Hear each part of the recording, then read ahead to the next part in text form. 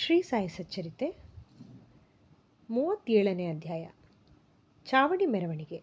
ಈ ಅಧ್ಯಾಯದಲ್ಲಿ ಹೇಮಾಡ ಪಂತರು ವೇದಾಂತದ ವಿಚಾರಗಳನ್ನು ಪೀಠಿಕೆಯಲ್ಲಿ ವಿವರಿಸಿ ನಂತರ ಚಾವಡಿ ಮೆರವಣಿಗೆಯನ್ನು ಹೃದಯಂಗಮವಾಗಿ ಚಿತ್ರಿಸಿದ್ದಾರೆ.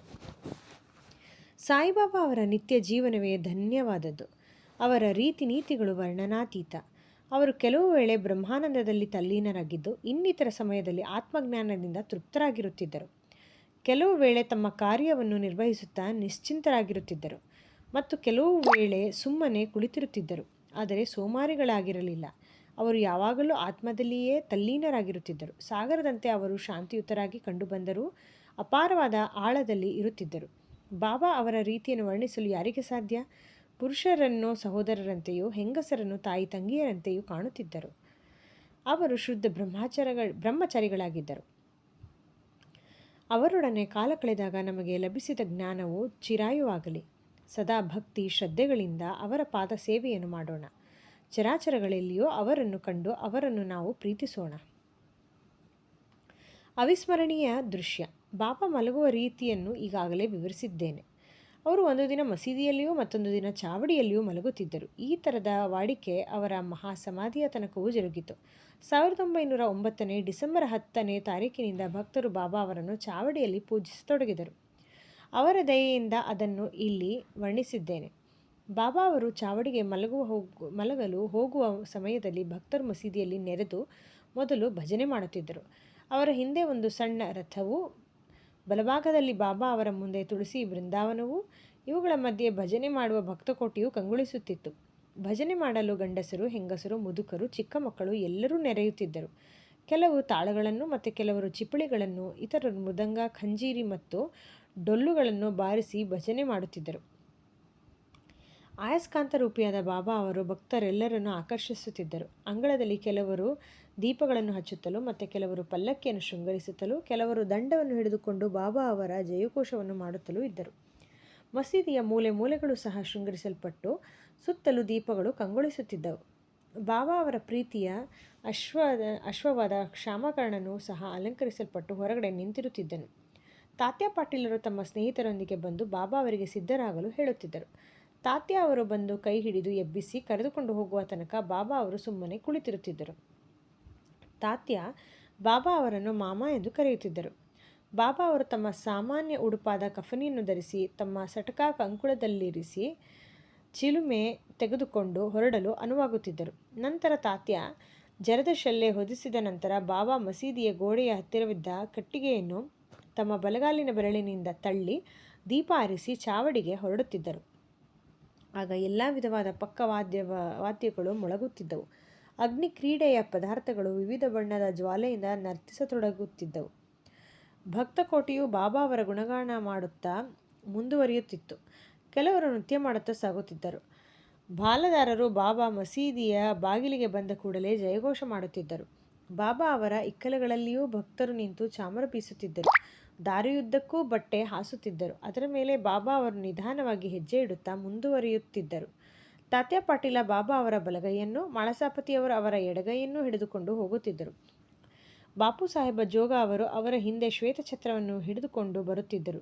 ಈ ರೀತಿ ವೈಭವಯುತರಾಗಿ ಬಾಬಾ ಚಾವಡಿಗೆ ಸಾಗುತ್ತಿದ್ದರು. ಶೃಂಗರಿಸಲ್ಪಟ್ಟ ಶ್ಯಾಮಕರ್ಣನು ಬಾಬಾ ಅವರಿಗೆ ದಾರಿಯನ್ನು ತೋರಿಸುತ್ತಾ ಸಾಗುತ್ತಿದ್ದನು. ಬಾಬಾ ಅವರ ಹಿಂದೆ ಗಾಯಕರು ಮೊದಲಾದವರು ಹಿಂಬಾಲಿಸುತ್ತಿದ್ದರು. ಸಂಗೀತಕ್ಕೆ ಸರಿಯಾಗಿ ಹೊಂದುವಂತೆ ಹರಿನಾಮವು ನಭೋಮಂಡಲವನ್ನೆಲ್ಲ ಪಸರಿಸುತ್ತಿತ್ತು. ಅಂತೆಯೇ ಬಾಬಾ ಅವರ ನಾಮವೂ ಸಹ ಪಸರಿಸುತ್ತಿತ್ತು. ಈ ರೀತಿ ಮೆರವಣಿಗೆ ಚಾವಡಿಯ ಮೂಲೆಗೆ ಬಂದಾಗ ಭಕ್ತಕೋಟಿಯು ಸಂತಸದಿಂದ ನಲಿಯುತ್ತಿತ್ತು. ಆಗ ಬಾಬಾ ಅವರು ಚಾವಡಿ ಎದುರಿನಲ್ಲಿ ನಿಂತು ಅಪೂರ್ವವಾದ ಕಾಂತಿಯಿಂದ ಕಂಗೊಳಿಸುತ್ತಿದ್ದರು. ಬಾಬಾ ಅವರ ವದನಾರವಿಂದವು ಅರುಣೋದಯದ ರವಿಯ ಹಾಗೆ ಪ್ರಕಾಶಮಾನವಾಗಿರುತ್ತಿತ್ತು. ಅವರು ನಿಶ್ಚಲಚಿತ್ತರಾಗಿ ಉತ್ತರಾಭಿಮುಖವಾಗಿ ಚಾವಡಿಯ ಎದುರಿಗೆ ಯಾರನ್ನೋ ಕರೆಯುತ್ತಿರುವಂತೆ ನಿಂತಿರುತ್ತಿದ್ದರು. ವಾದ್ಯಕೋಶಗಳು ನಡೆದಾಗ ಬಾಬಾ ಅವರು ಆಗಾಗ್ಗೆ ತಾಳ ಹಾಕುತ್ತಿದ್ದರು. ಆ ಸಮಯಕ್ಕೆ ಸರಿಯಾಗಿ ಕಾಕಾ ಸಾಹೇಬರ ದೀಕ್ಷಿತರು ಬೆಳ್ಳಿಯ ತಟ್ಟೆಯಲ್ಲಿ ಹೂವನ್ನು ತಂದು ಆಗಾಗ್ಗೆ ಬಾಬಾ ಅವರ ಮೈ ಮೇಲೆ ಚೆಲ್ಲುತ್ತಿದ್ದರು. ಆಗ ಬಾಬಾ ಅವರ ಅಪೂರ್ವ ಶೋಭೆಯನ್ನು ನೋಡಿ ಭಕ್ತಜನರು ಮನದಣಿಯುವಂತೆ ಆನಂದಿಸುತ್ತಿದ್ದರು. ಬಣ್ಣಿಸಲು ಪದಗಳ ಅಭಾವವೇನೋ ಎಂಬಂತಿತ್ತು ಆ ವೈಭವದ ಪರಮಾವಧಿ. ತಾತ್ಯ ಪಾಟೀಲರು ದೀಪಗಳನ್ನು ಹಿಡಿದುಕೊಂಡು ಬಾಬಾ ಅವರ ಬಲಗಡೆಗೂ, ಮಾಳಸಾಪತಿಯವರು ಅವರ ಶಲ್ಯದ ಅಂಚನ್ನು ಹಿಡಿದುಕೊಂಡು ಬಾಬಾ ಅವರ ಎಡಗಡೆಗೂ ಬರುತ್ತಿದ್ದರು. ಬಾಬಾ ಅವರು ನಿಧಾನವಾಗಿ ಹೆಜ್ಜೆ ಇಡುತ್ತಾ ಚಾವಡಿ ಸೇರುತ್ತಿದ್ದರು. ಈ ದೃಶ್ಯ ಈಗಿಲ್ಲ, ಪುನಃ ನೋಡಲಾರೆವು, ಆದರೆ ಅದನ್ನು ಮನಸ್ಸಿನಲ್ಲಿ ರೂಪಿಸಿಕೊಂಡು ತೃಪ್ತಿ ಪಡೆಯಬಹುದು.